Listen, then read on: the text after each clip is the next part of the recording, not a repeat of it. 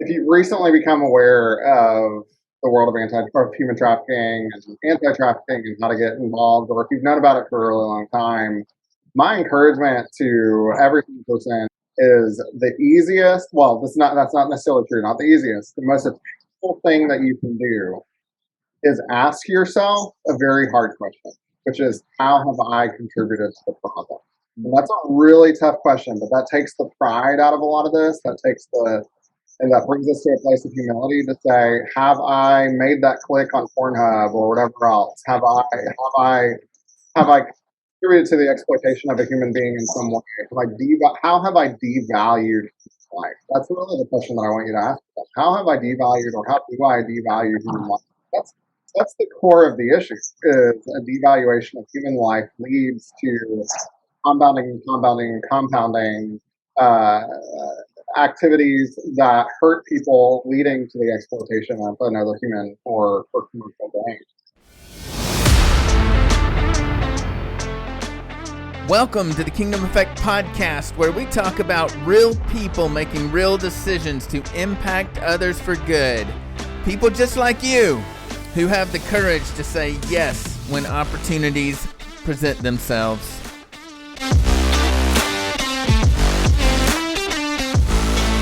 Hey guys, welcome back to the Kingdom Effect podcast. Man, it's been a long time. Kevin Beasley here in Nashville, Tennessee. And our good buddy, Glenn Buckshot Buckley over in Jackson, Tennessee. So what's up, man? It's been a while since we've been on the podcast here. Yeah, it has been a while. You know, you mentioned when we got on the Zoom call today that my hair's a lot shorter than the last time you saw me. And I was going to say yours is a lot grayer than the last time I saw you. True. I have 5 children, with a 3-year-old, so that happens quickly. Yeah, we've been super busy. We finished season 2 of the podcast, and then some things changed for me just in the way I make a living, and I had some travel, and man, just kind of launched into new ministry efforts. And Glenn, you were real busy too. Your work has picked up a lot over the last year, hasn't it? Yeah, it has. I guess that's a good thing, but being busy is good from a business perspective, making a living, but it's tough from the perspective of not being able to be at home as much as you used to, and missing out on all that good family stuff. Yeah, hang out with me, which is like the coolest thing in the world to do. So yeah. I mean, we seen each other breakfast all the time. Yeah, no, we haven't seen each other face to face in a long time. So we got an awesome guest with us today, Jared Miller, who founded Freedom Aviation Network. So excited to hear from him. So how are you, Jared? Have you had a good week so far? Yeah, I'm doing well. It's been a good week. Thanks for having me. Yeah, cool. Excited to have you. But just to kind of kick off our episode, I thought we could talk about our all-time, not necessarily your favorite movie, but the movie that kind of tweaked the way that you thought about something, or changed the way that you saw some specific topic. So can you think about a movie that really challenged you or changed the way you thought about things? Yeah, absolutely. So, it took me a minute to put this one together, but like you said, it may not be my favorite movie ever. But when you asked that question, really what came to mind was what have been some of the most influential worldview changes that I've had, and how did they come about, and what movies spoke to those. And so I thought of End of the Spear, which is about Jim Elliot's life. It came out in 2005. Jim Elliot, Nate Saint, missionaries down in Ecuador, and then they were all killed by the people that they were going to minister to. But then the spoiler alert, big wonderful part of the story is that through their sacrifice, their family stayed and braved the danger and the unknown to continue to minister to these people. And then ended up bringing Jesus to this village in a really big way that lasted generations, and their legacy is still going on today. And End of the Spear, what that movie did was it envisioned this story that had such a huge impact on me from a very young age. So the quote that I live by, that I heard, I don't even know the first time I heard it, is a quote by Jim Elliott from the book Through Gates of Splendor, which is what End of the Sphere is about, or based off of. And so his quote is, wherever you are, be all there, live to the full every situation you believe to be the will of God. And that has had a profound effect on my life. And so when that movie came out, what it did was it let me see what this might have looked like. It let me feel and experience what they might have felt and experienced while I'm watching it. Through the, you know, the challenge of that movie is seeing people being killed for their beliefs and for their faith. But the beauty of that movie and the hope that comes from it is that the Lord was able to use that horribly dark situation to bring about generations of change. I mean, including in my own life. Jim Elliott might actually be the most influential man in my life, and he lived and died, you know, 50 years before I was born. You know, however long. And so, anyways, yeah. So that's what comes to my mind. Yeah, that's awesome. I think if I'm not mistaken, his wife Elizabeth, I think the first person she baptized was the person that took his life. Is that right? I think you're right. I mean, we'd have to fact check that, but I definitely that sounds right to me. Yeah, it's an amazing story. It really is. Buckley, you got anything on your mind? You know, that's a tough one to try to answer on the spot, but I guess just a recent one for me would be Machine Gun Preacher. And I think, I can't remember if I saw that movie before I went to Africa or if I saw it after I went. I can't remember, but that visiting Kenya for me was a life-changing experience for me, even though I was in my 30s when it happened, you know, and mostly, you know, just experiencing the poverty and all the things that go on over there, you know, whether it's no clean drinking water or, you know, whatever.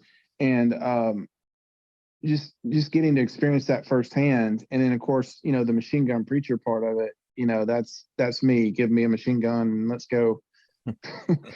Let's go over there and get some kids. But yeah, and then I think the other side of that movie was, and this was also in my 30s when my perspective started changing, was just on the differences between what the Western church prioritizes and what is prioritized everywhere else, you know.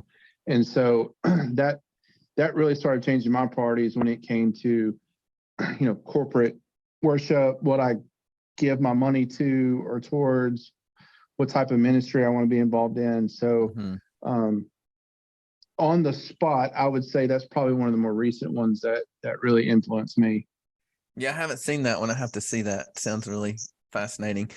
I remember the first time I saw Hotel Rwanda, man, dude, that movie, I don't remember how old I was, but it rocked my world. And it really changed my perspective of Americans and what living a comfortable life does to us negatively.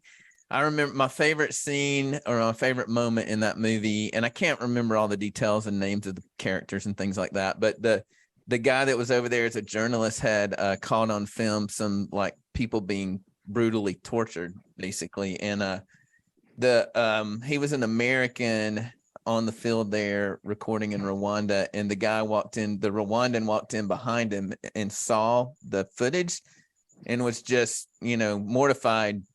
And the journalist turned around and said, "I'm so sorry that you had to see that." And he said, "No, I'm glad you've got that." He said, "You take it and you show it on every channel on American television or every news show or whatever." And the guy turns around and says, "If we show this on every news show, it'll play right about the time that families are eating their meals around the dinner table. They'll turn around and see and say, 'Oh man, that's so sad. That's terrible what they're going through,' and turn around and finish their meal and never think about it again." And I was like, "Oh, because it hit me so hard, because that's exactly what would happen to me, you know, like how, I don't know, in our safe and comfortable homes in America, in our little neighborhoods with our security fences and our garage doors and our, you know, security systems on our doors and windows, we can't even comprehend living in danger, and that's not true for a lot of Americans. Obviously, I'm speaking of middle and upper class America, which actually kind of is what we're going to talk about today is the reality of what it must be like to live an unsafe life, but speaking of movies, that question was intentional because there's a movie that's out right now that's getting a lot of notoriety that talks about human trafficking. And I'm sure it's awesome. I'm sure it brings to light a lot of things. But we were just thinking as we were talking about kind of re-kicking off our podcast season, what's the true story? What's the true story behind trafficking? And Glenn has been very involved in that over the years, and Jared also has been and is currently involved in it. So maybe we can just have kind of that conversation is, behind the scenes, behind the glamour of Hollywood, what is life like for a trafficked person, and what is it like to work in that environment? So I'm just going to let you guys kick it off and have a conversation, and I'll jump in when I can. Yeah. Well, I'll just say, just from the start, I've seen the preview for Sound of Freedom, and I've met Tim Ballard. I don't know him well, but I have met him. He is a true hero, not just from the sense of what he's done in the anti-trafficking world, but his service to the military. And I personally haven't watched the movie, and it's not because I think it's going to be bad or anything like that. Movies like that are hard for me to watch. Jared and I were talking about this the other day. When you've seen and experienced a lot of that firsthand in real life, watching it depicted on a screen, it triggers a lot of emotion and a lot of things that you've experienced. And so I've chosen not to watch it yet, just because I haven't worked up the courage to watch it and have to deal with all those emotions personally. We do want to make sure that those people that are listening to this podcast, that they understand that trafficking is a real thing. It happens globally, it internationally. I think that movie is focused on Colombia, what Tim did in Colombia, but it's happening right here in Nashville and Jackson and Memphis and every major city across the United States. And so we wanted to have a conversation to, yes, please support your Operation Underground Railroad organizations. Please support this movie, but we don't want you to miss out on that. There's so much you can do here in your own backyard. Jared, for instance, I'll let Jared talk about this. Jared is the founder of Freedom Aviation Network. And Jared, you want to take a second and explain what that is? Yeah, absolutely. So thanks for that, Glenn. So Freedom Aviation Network is a network of aviators who are seeking to break the transportation barrier for survivors of human trafficking. So our mission is to provide free, safe, efficient, rapid air transportation for survivors of human trafficking and their advocates. And the reason behind that is because in our experience, meaning Glenn and I were working together when I was working on this idea, and I bounced it off of him a lot in the very beginning. But in our years of working in anti-trafficking, one thing that I personally noticed globally was that there was a major gap in a survivor's ability to access transportation. It was largely an accessibility issue, but then it was also a safety issue. And that's from the survivor's perspective. From an advocacy agency or case management agency or rescue agency's perspective, how do you coordinate this? How do you pay for this? How do you safely ensure that this person will get to where they need to go? There are so many case management agencies around the world whose only option or their best option is to put someone on a bus or put them on a train and hope that they get there to the other side. And a lot of people that we work with in law enforcement or in case management will tell you very rare for someone to be able to safely get to the other side just using standard public transportation, because maybe they've talked themselves out of actually leaving. Maybe they've gone back. Maybe their perpetrator has found them. Maybe, anything is, maybe they ran away, whatever the scenario is. Or maybe, and here's the accessibility issue, maybe in the very first place, they weren't able to take it because they didn't have identification. Which, as Glenn, I'm sure will say, often, even in the U.S., withholding someone's identification is a prime way that traffickers will manipulate their victim and have them do what they need to do. So a lot of survivors that we work with Freedom Aviation Network don't have any identification at all, and every single survivor that we've flown actually so far, out of the 47 passengers that we've flown today, all of them have been U.S. citizens, and more than half have not had some sort of identification because of those situations. So there's a lot of reasons why this barrier exists, but it's not something that the anti-trafficking community globally recognized, because, and we actually did a survey in September of this last year of 233 shelters dedicated to human trafficking survivors across the country. And we asked them, do you feel like transportation is a problem? What's your history with facilitating transportation? And one of their biggest responses was, we've always just done what it takes. And so they didn't recognize how significant of a problem, challenge we have. They're just doing whatever they can to help people in the best way that they can. But 3 years ago, in early 2020, after a case that Glenn and I were working on with Rescue One Global here in Nashville, we were called in to rescue an adult, and he had a very precarious situation. The details I won't go into just for the sake of keeping anonymity as much as possible, but there was compounding levels of risk, and we spent about over 30 hours on an operation trying to get her back to safety. And after that, I was angry for a few days. And I'm not an angry person. Glenn will tell you that. He's seen me in all kinds of situations. Anger is not my go-to. And I was angry, and something was stirring inside me. It was like the final straw, and I couldn't bear it anymore. Why is transportation hard for us? And I was angry because we had to put our team at risk, and I felt like it was necessarily risky due to what we had to do to make it work. And I was angry because we had to put the survivor through hours of more stress. And it was all things that we had to do, and we did it as safely as possible, and we did it all the right ways. But I said, I think there has to be a better way. Mm. So that's when I started thinking, and I believe that God put this on my heart. I really do. I don't think there's another answer for that. The closest thing that I have to aviation is my World War II grandfather, fighter pilot. He's long been dead now, and so he's not, I can't go to him to ask about this, but he's my closest connection to aviation. And so I turned to, I was turning to private solution. And so as I asked people in trafficking, asked some people in aviation, I was met with a lot of, that's a pipe dream. Like, that sounds really hard. It sounds like a logistical nightmare.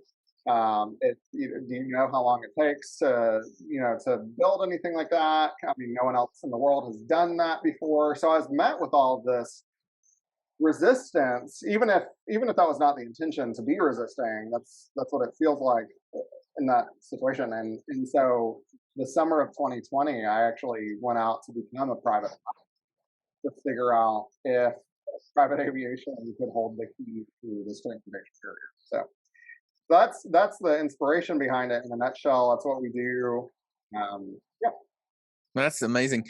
I just want to take a brief pause and I noticed this when you were telling your story to me earlier, that you chose to go the route of getting your pilot's license to help create a solution for this problem, which blows my mind. And that's part of what we do in the show. Like, part of what we want to do is lift up these heroes, not I'll just call you a hero for now, so don't get a big head about it. But that lift up these people who are making really hard choices for their own lives for the sake of solving problems for other people. Just like when we were talking earlier about how all of these flights get funded, you might want to share a little bit about that. Like there are private pilots, 100 plus, or at least 100 private pilots that have said, "Hey, I'm willing to invest in this effort. I'm willing to put my own gas in my own plane's tank." So yeah, tell us a little bit about these heroes that are deciding to kind of sacrifice their own resources and time for the sake of others. Yeah, absolutely. It's such an amazing predicament that leads to an amazing opportunity. So the FAA has regulations, as we all know. They have lots of regulations. One of the FAA regulations is regarding public benefit flying, which is a section of opportunity to use aviation for the public benefit, for the public good.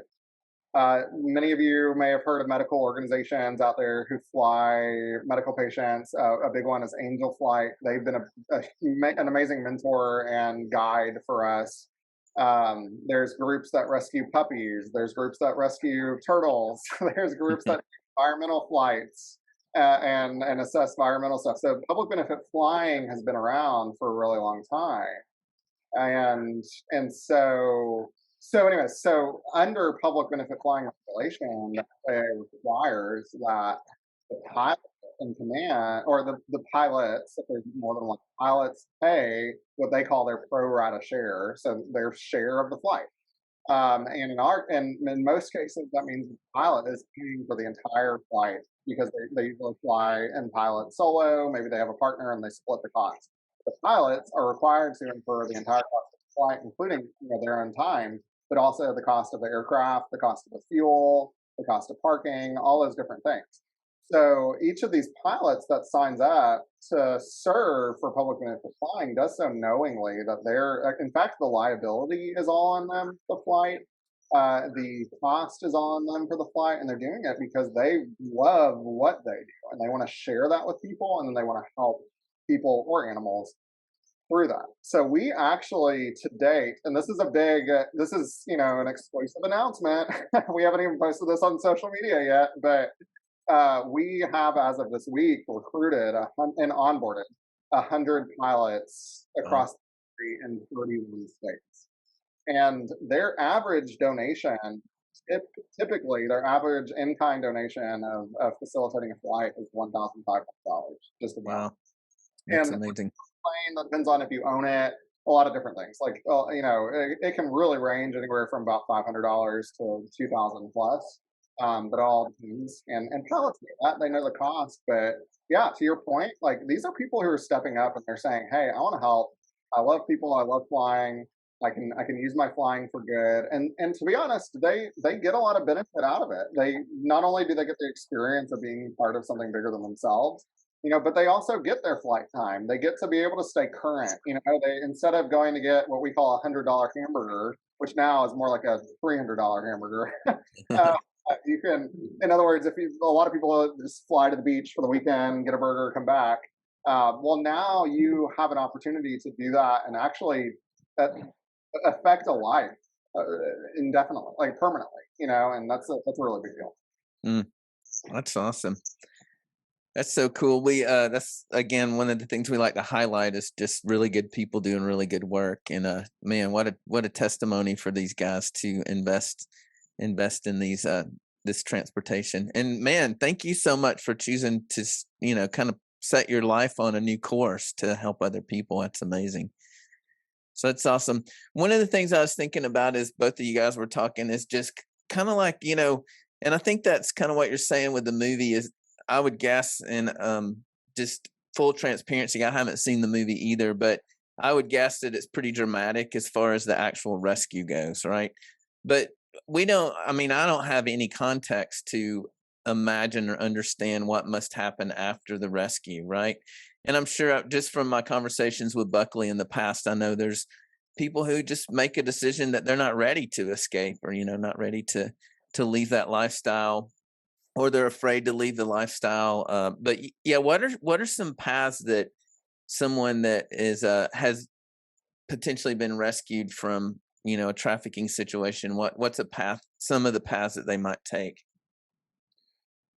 I think, of course, everybody's different, right? Every survivor is rescued they're all at different points in their life. They were all involved in trafficking for different reasons. Everybody's got a different story, but I guess typically what you would see is, number one, I would say a huge majority, they're going to have to deal with some type of addiction problem, whether it's narcotics, alcohol, even sex addiction, these different addictions that are brought on in the trafficking world.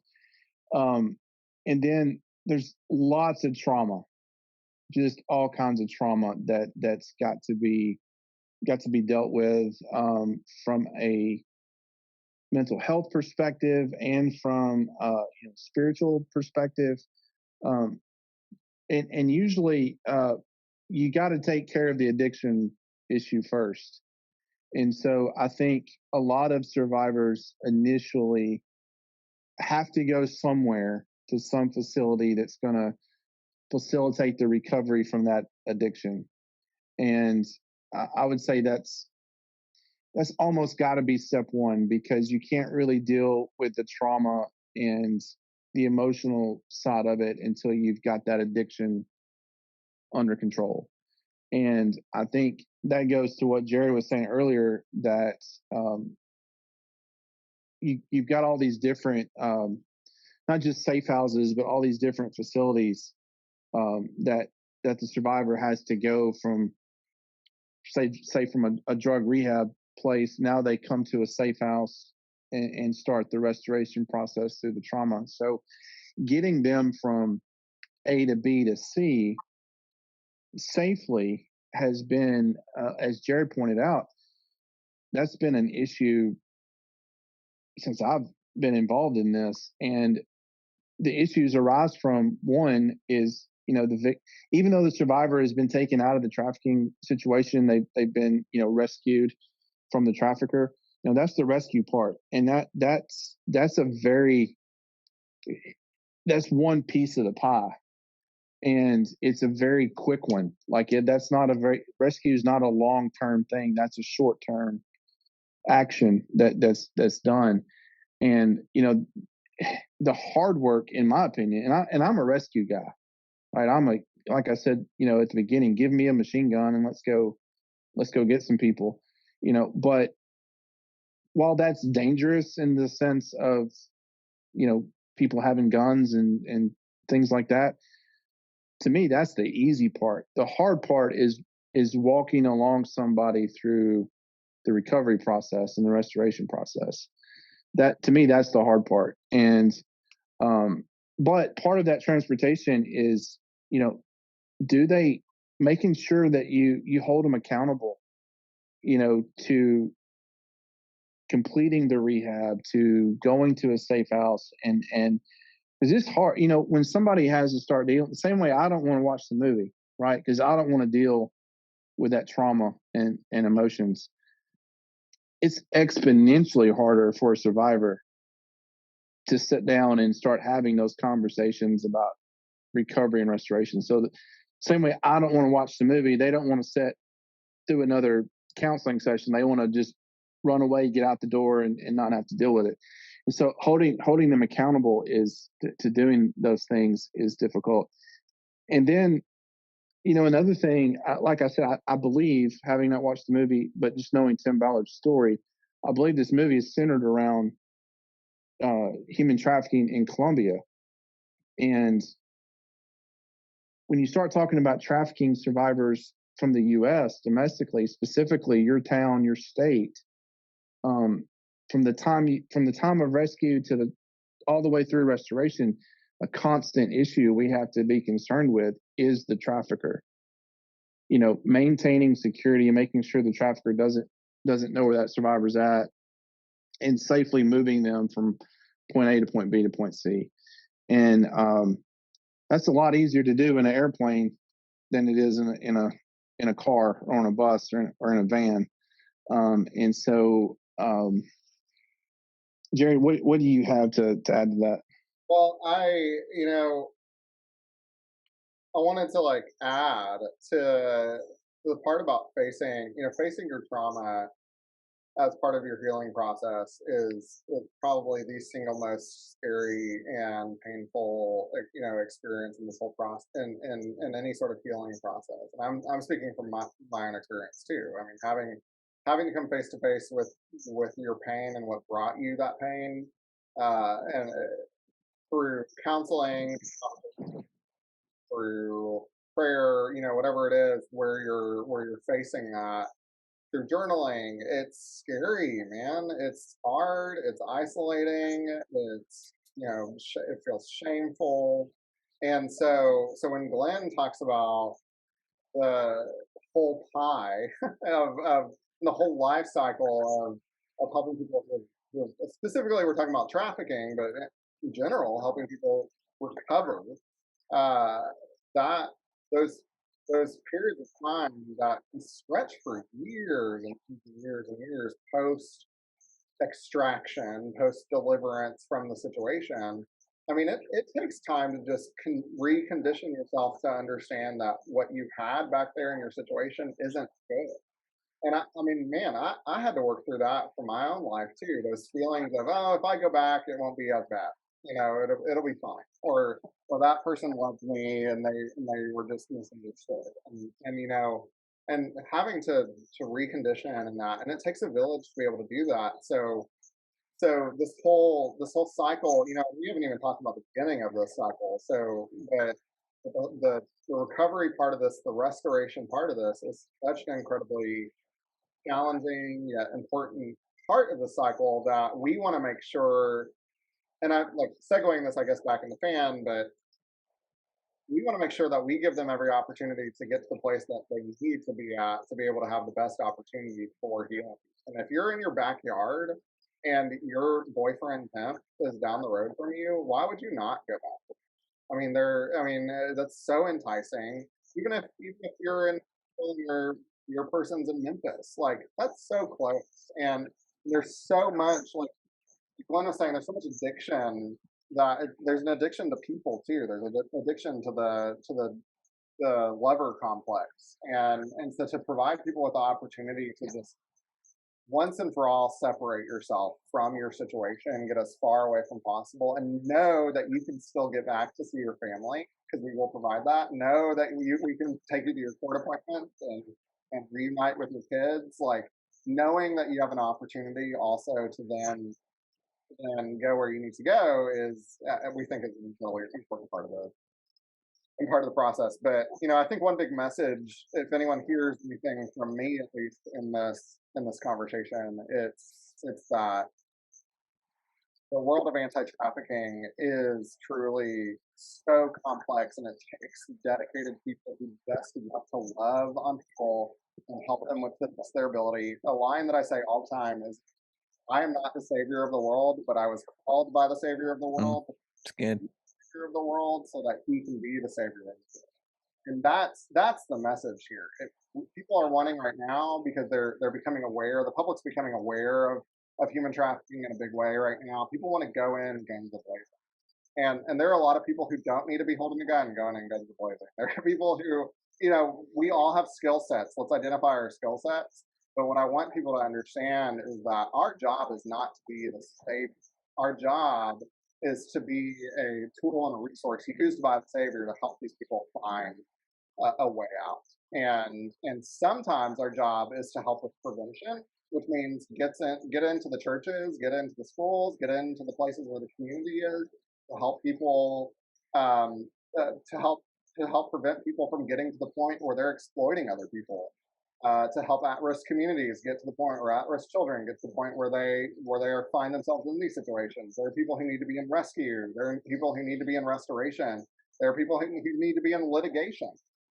But it's a massive pie, and we're all doing our best. But what we don't need is people to go in blind to what this world actually looks like.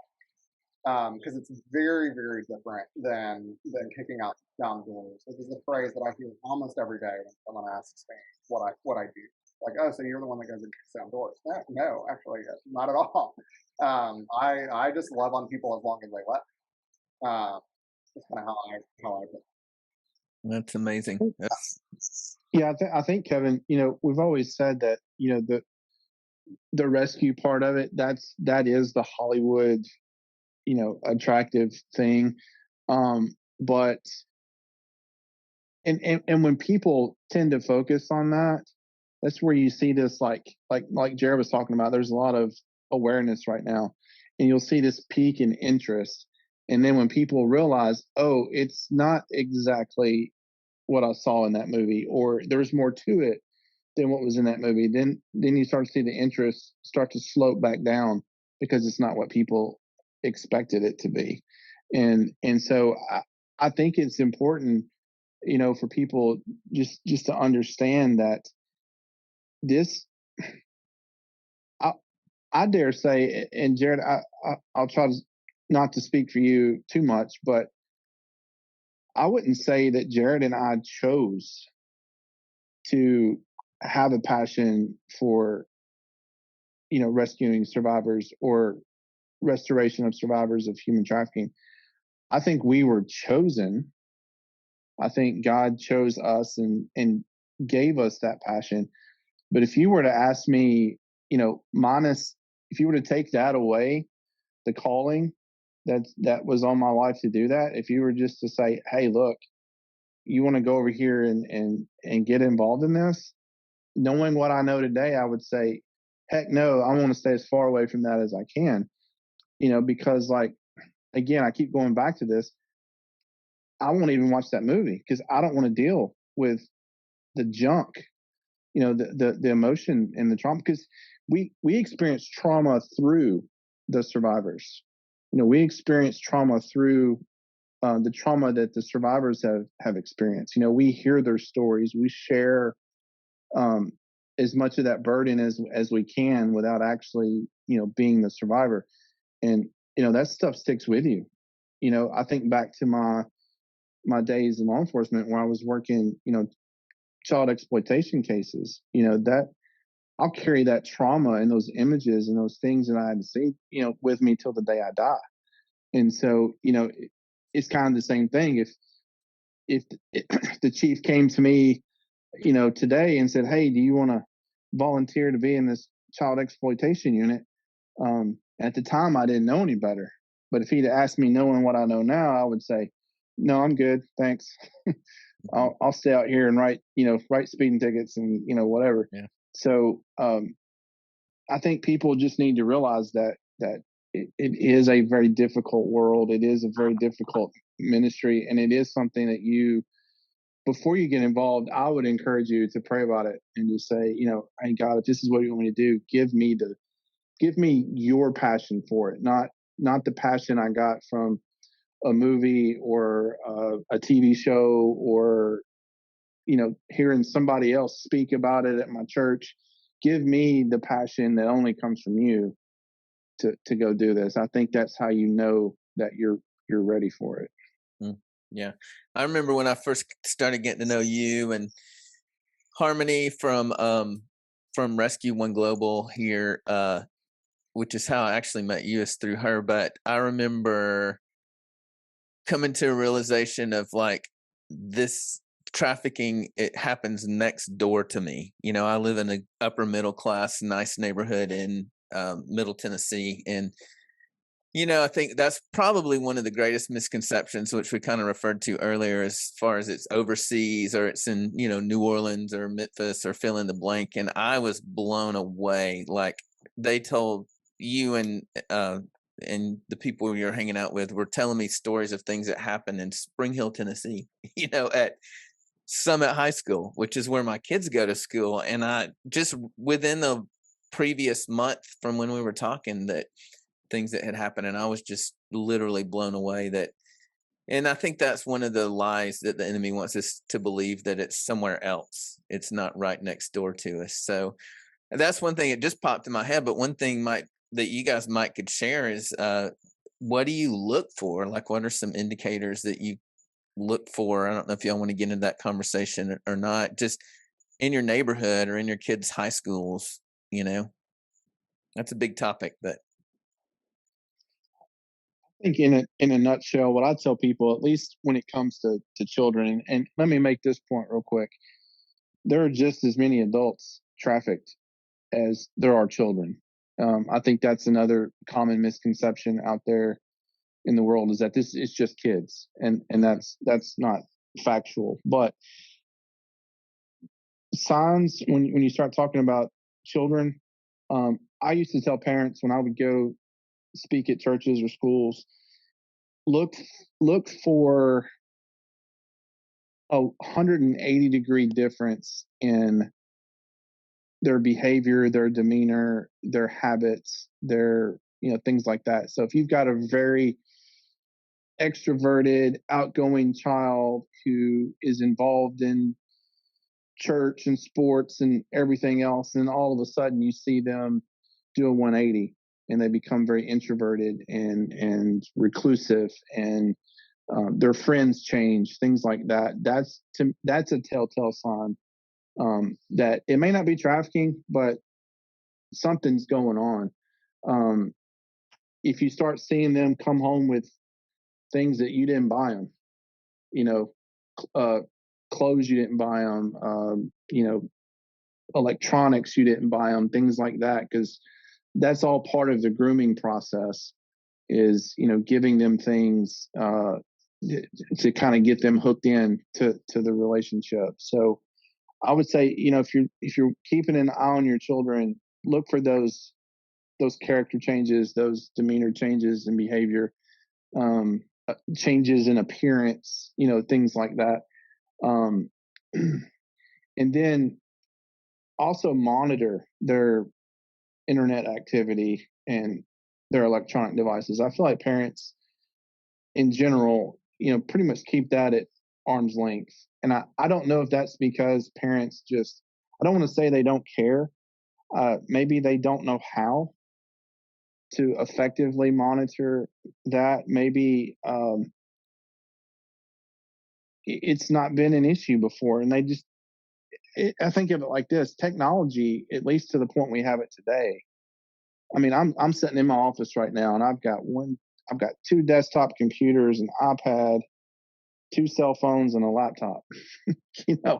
Technology when I was a kid, there wasn't that much in the house, and so I think it's still so new.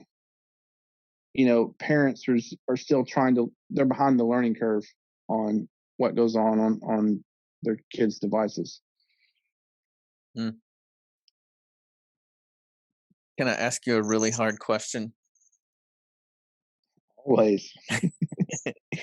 This one's hard. It's kind of hard for me to ask, honestly, but how in your mind and heart do you reconcile? Because we're all here. This is a faith-based podcast. So you guys are men of faith. How do you reconcile what you see, the abuse that you see in people, and the evil that you observe, with a God that's so good? How do you reconcile that? How do you navigate that in your own heart? Jared, you want to go first, or you want me to? I thought you might do that. There are so many thoughts that I have in response to that. The first and foremost is I believe that we live in a very fallen and broken world that's been fallen since the very first few days of the Earth's existence. And I think with that fallenness in this world, it created a curse and a crack in how God intended things to be. And I think the entire story of the Bible and all of history is about redemption, restoration, and resurrection.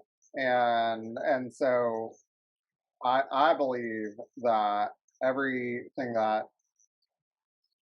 is happening in our world is not a surprise. It's not a surprise that there's a lot of darkness and evil and people abusing other people exploiting other people. It's not a surprise that there's death and loss. but in the midst of all that, the Lord is redeeming people's spirits, hearts, minds, and bodies every single day in miraculous ways. He brought the Savior of the world to this earth to to be the Savior of the world and open up the door for salvation. And in all that, we have a hope that we can look for eternity. And so, and that that's really one of the probably right now, just off the cuff, the best answer that I can give to that question. I think that he doesn't, and Glenn was kind of mentioning this a little bit ago. I also don't think I don't. Every single person is supposed to get into the gutter and the arena. And I think the gutter and I think the arena are two different places. I think the gutter is when people are sitting in their own filth. They're struggling with addiction. They're struggling with their habits. They're struggling with their marriage. All these different things. I think he calls some people to get into the gutter with other people and their filth, and I think that he calls people to get into the arena to fight along with people. But I don't think he necessarily calls all of us to the same extent.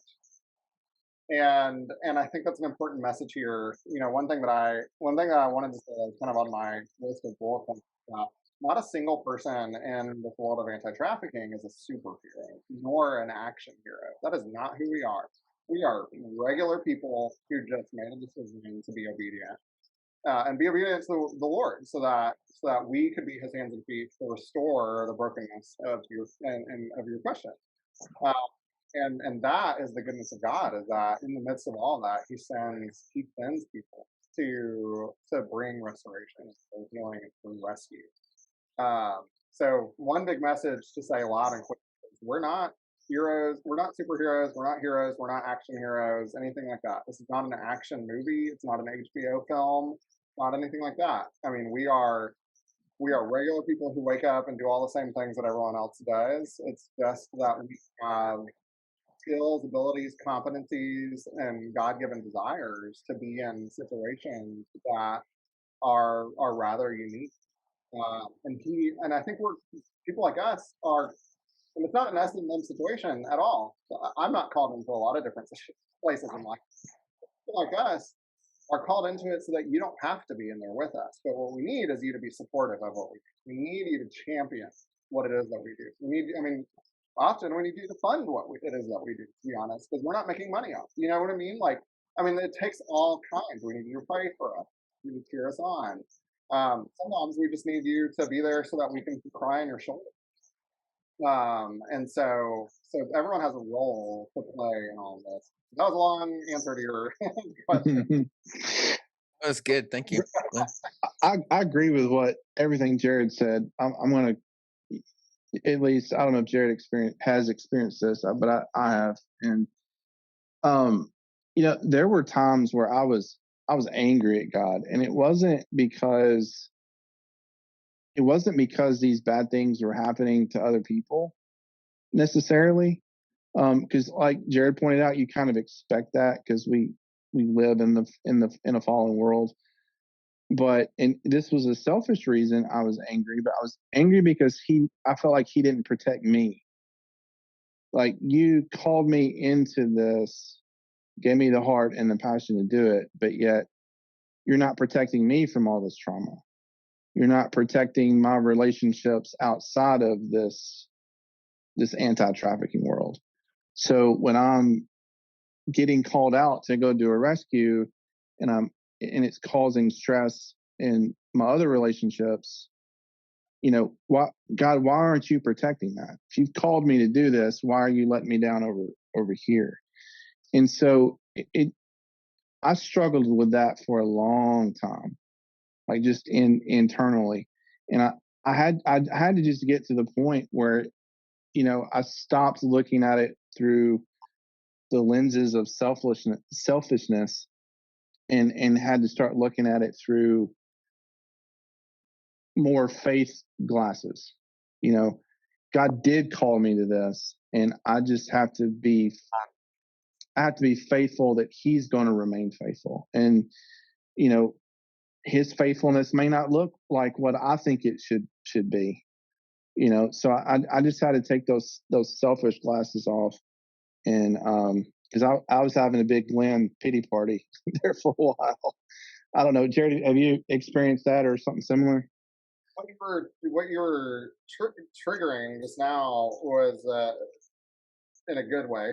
We use that word negatively a lot, but what I was reminded of as we were just talking was before I got into this, God allowed me to go through a very, very, very, very, very dark, abusive, painful, used and abused time in my life.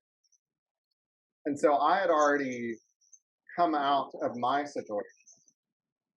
I had faced the fear of my past head on, asked people to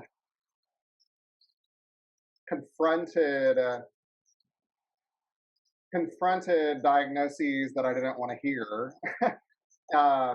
worked through it, and then prayed hard and hard and hard and looked and opened my eyes and ears to see any good in that situation. And the Lord in my life, and this is a story for a different time that I'm happy to share in my life, but what God allowed in my life was for me to actually go back and see the good that came out of evil that was in my life at one point. And I was able to see the good in the good that came out of that, the fruit that he worked through in other people's lives, even mine. And then a couple of very wonderful people invited me in to service in ministry upon recognizing that I had value to bring healing to broken people. So when that happened, that changed everything about my perspective, and it put purpose to my pain because now I'm able to use those experiences to love on people fully and not take on that burden because it's not my job to, but to still sit alongside them in their gutter and fight alongside them in their arena. So I guess to reiterate real quick, like to recap that, God allowed me to go through suffering to then be able to help other people who were suffering. And I do think it's very biblical. And as believers, that's really what we're called to in our life is to experience suffering and to experience God through suffering. And then, by his wounds we are healed, and then help people facilitate that healing by pointing them to him. So had I not gone through that experience, I don't think I would be here doing what I'm doing. Because I don't think I would have had the compassion, the insight, the sympathy, and the empathy to be able to understand it. And I'm not like Glenn. I wasn't in the military. I don't know how to use all the weapons. I'm not the actual physical fighter that's going to be in the ring. But that doesn't mean I can't help protect people. And it doesn't mean that I can't help people and serve people. And so again, that's just another way to say we all come to our own different skills and perspectives and abilities. I chose to become a medic 15 years ago so that I could go in with people like Glenn and take care of people like Glenn and other people in that situation. Yeah, it's amazing. So that's so good. I was just rolling kind of a one-liner as you were talking. It's a great tragedy to see others go through trauma. It's a greater tragedy to go through trauma yourself. And it's the greatest tragedy to go through trauma and it never be used for someone else's good, right? I think I mentioned this book before, Glenn, that To Be Told is a book that just radically changed my perspective on have people and myself having gone through trauma and how to come out on the other side and actually come to a place where you can actually be thankful for your experiences. And Dan Allender wrote it, who's a clinical psychologist out of Seattle. And he says a person is not fully healed from their trauma until they can tell the story to someone else going through a similar trauma. And what that does is it frees you from the grief of having gone through it because you actually see that there's purpose behind your trauma, right? So when you can help someone else through their trauma as a result of your trauma, it's not wasted. That experience is not wasted. It's actually used for redemption for someone else. It's just a really great book. It's called To Be Told. I'm sure there's other great books similar to that, but that's just the one that the Lord introduced to me a few years ago that made a big difference. So I would agree with both of you guys that when we can see our hurt and trauma and pain being used to help navigate someone else through their own, you actually can, and not to minimize it at all, but you can actually come to a point to be thankful for what you have been through, right? Yeah. I think, we talked about movies that influenced us, and you mentioned book. I believe he's written 2 books, maybe 3 now. So I can't remember which one it is, but because I've read 2 of them, but I think it's the book, The Insanity of God. And this goes back to what I mentioned earlier about the differences between the Western church and other things. And one of the things he says in the book is Christians have this misconceived notion that we're not going to be persecuted. When the Bible, scripture basically promises we're going to be persecuted.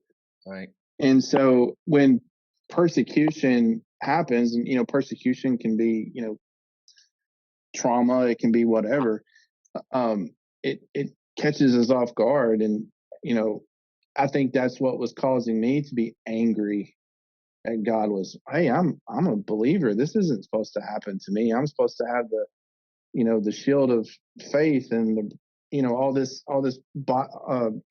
armor of God stuff. And so I think just coming to terms with reality that, God never promised, hey, become a believer and it's easy sailing, from that point forward. It's actually probably quite the opposite, because now the enemy is going to attack you even harder than he did before. It's so good. That's good stuff. We're about out of time, or our listeners are about out of time, I should say. It's been a while, but man, I just want to thank you guys both for, and I agree with you, Jared, that you're a normal person and you're not, you don't have superhuman qualities, but where I would say that people become heroes is when they say yes, to sacrifice part of their own life to help others. And so thank you for that. We lift you up and just honor you for that, and really appreciate that.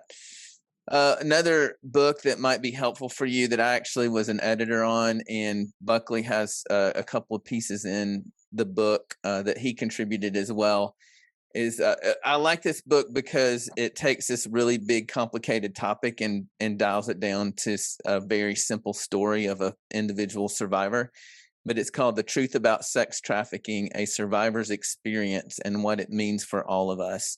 And it takes out all of the things that might confuse you and just makes it super simple for just a common person that's not familiar with how a lot of these things work. So I'd encourage you to go check it out. It's on Amazon by Melanie Patterson. And really, it even though I was editing it, I was like, I finished it. It's a really small, short read, and I finished it knowing that I knew a lot more about this trafficking issue than when I started. So it's really good. Also, Jared, if anyone, whether they're a pilot or a supporter, financial supporter, wanted to find Freedom Aviation Network, where would they do that?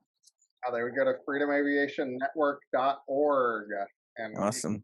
On Facebook and Instagram and LinkedIn. Awesome.